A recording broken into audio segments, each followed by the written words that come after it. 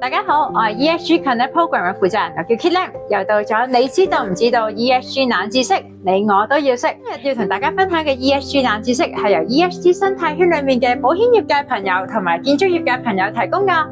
唔知大家有冇發現咧？呢幾日咧都係咁落雨啦，搞到咧大家翻工翻學嘅時候咧唔多唔少咧都會咧整濕啲衫褲鞋襪啊，濕立立咁好唔舒服啊。其實踏入5月咧，即將咧就會展開呢個雨季啦。唔知大家仲記唔記得咧？喺2025年咧嘅超強颱風華嘉珊咧，另外喺2023年咧嘅超級颱風蘇拉啦，同埋海葵咧，對香港咧都造成好大嘅傷害。連咧喺北京啦同埋河北咧，亦都有個超強嘅暴雨喎。超強嘅颱風、暴雨成災同埋極端嘅熱浪咧，唔單止影響咗我哋嘅日常生活啊，亦都咧為我哋帶來好多人命嘅傷亡啦、財物嘅損失啦。與此同時咧，佢咧影響咗成個保險業界嘅運作喎。今日咧，我哋就一齊探討一下咧，呢啲極端嘅氣候、呢啲極端嘅天災頻繁嘅發生，保險業界一個保費嘅釐定啦，同埋承保範圍有啲咩影響？與此同時咧，都希望帶出咧，我哋咧對呢個樓宇氣候韌性嘅風險管理咧嘅迫切性㗎。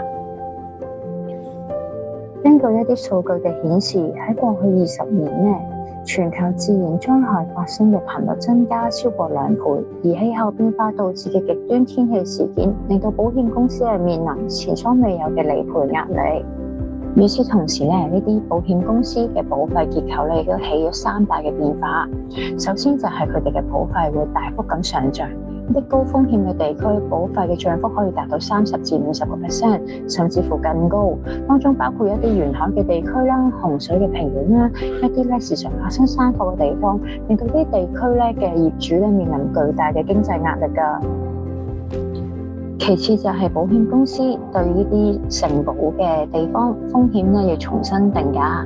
保險公司咧會採用更加精細嘅評估工具模型啦，唔再按劃一嘅地區去定價，而係針對咧每一棟每一座嘅建築物，更加具體咁做一個風險嘅評估因素，呢一啲地理嘅位置啦、建築嘅材料啦、一啲防災嘅措施等等等等去進行個別嘅評估。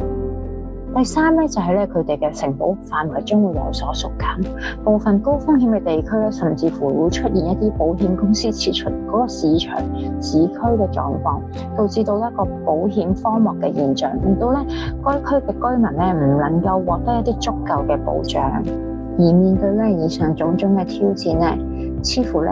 要提升建築物嘅氣候韌性成為一個關鍵嘅解決方案。咁咩係氣候韌性咧？氣候韌性咧其實係指一個建築物佢喺抵禦適應啊，或者快速恢復呢個氣候相關嘅災害嘅能力。當中咧有5大嘅風險管理策略。首先嘅就係一啲結構嘅強化啦，利用咧抗風抗震防水嘅物料啦，一啲加固嘅屋頂門窗系統啊，或者提升一啲建築物嘅整體抗災能力。其次咧就係用一啲智能嘅智慧設計，提高咧一個建築物嘅基礎嘅高度啊，防水防洪啊，設計一啲易水管理嘅系統，亦都採用一啲耐火嘅材料同防火隔離嘅材料啦。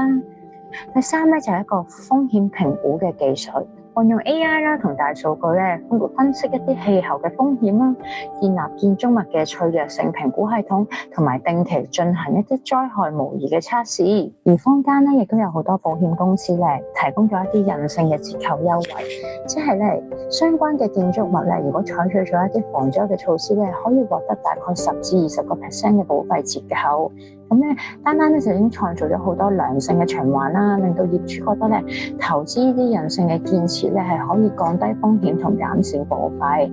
與此同時咧，政府推動一啲建築規劃嘅更新，要求新嘅建築物符合更加高嘅氣候韌性標準啦，亦都咧為呢個舊嘅建築物改進提供補貼同稅收優惠咧，都係一個重大嘅風險管理策略嚟㗎。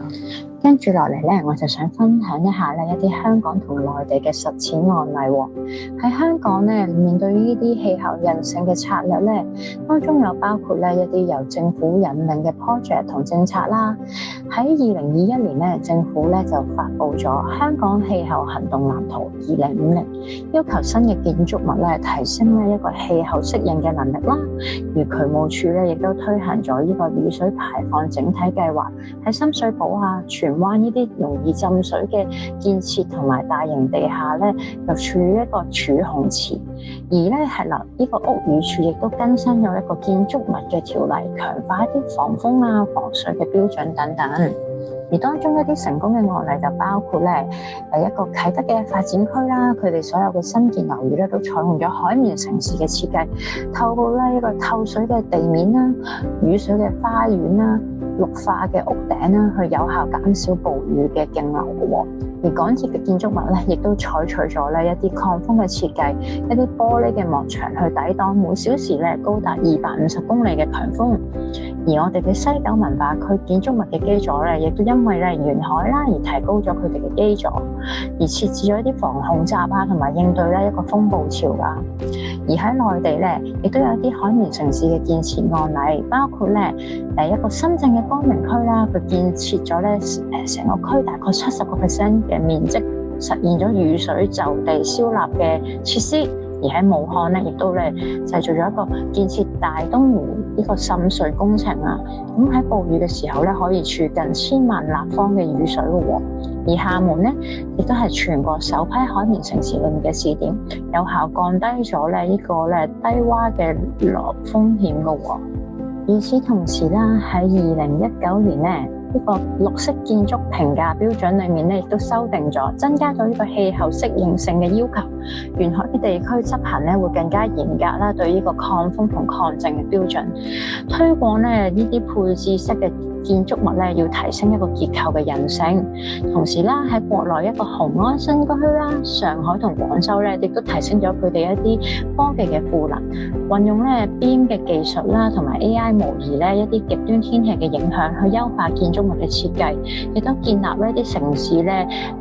防洪嘅實時演練同監測系統啦，亦都使用物聯網去感應、監測、監控一啲老舊城區嘅結構安全。而喺最後咧，我哋咧會有少少嘅未來展望同埋行動建議。首先，我哋要找緊粵港澳大灣區嘅協同機遇。而家咧，粵港澳嘅大灣區其實面臨咗好多相似嘅氣候風險，亦都正式成為咗一個協同應對嘅機制，建立一啲跨境嘅氣象預警系統啊，統一一啲建築物韌性嘅標準，同埋共享一啲保險產品咧，係一個創新嘅經驗。亦都咧，與此同時咧，為一啲業主帶嚟一啲實用嘅建議啦，可以咧立即去行動檢查下物業咧防災嘅能力，特別係佢哋嘅門窗同排水同埋外牆，亦都善用政府嘅資源，申請一啲政府維修嘅資助，同埋參與佢哋嘅維修資助計劃。同時咧，可以向保險公司嘅了解一啲報單啦，仔細咁閱讀一啲保險嘅條款，了解咧佢哋嘅承保範圍。另外咧就係投資咧樓宇建築物嘅韌性，呢啲防災嘅投資咧可以降低長期嘅成本，亦都提升咗物業嘅價值。另外咧就係社區嘅參與，同業主立案法團啊、物管公司合作，共同去提升整棟建築物嘅韌性，咁就可以轉危為機啦。一啲研究會顯示，具呢個氣候韌性嘅建築物咧，佢嘅保費咧往往可以降低咧15%至25%，而物業嘅價值咧亦都可以提升到大概8至12%。至於佢哋嘅維修成本咧，亦都可以減少大概30% 以上，亦都咧提升咗佢哋租售嘅競爭能力㗎。想同大家分享嘅就係，無論喺香港發生嘅超強颱風，定還是內地發生嘅暴雨成災，呢啲極端嘅天氣啦，同埋氣候變化咧，已經係一個不爭嘅事實。透過政府部門、保險業界、建築業界同一班業主咧嘅共同努力咧，相信咧我哋咧係可以建造一個更具韌性嘅城市㗎。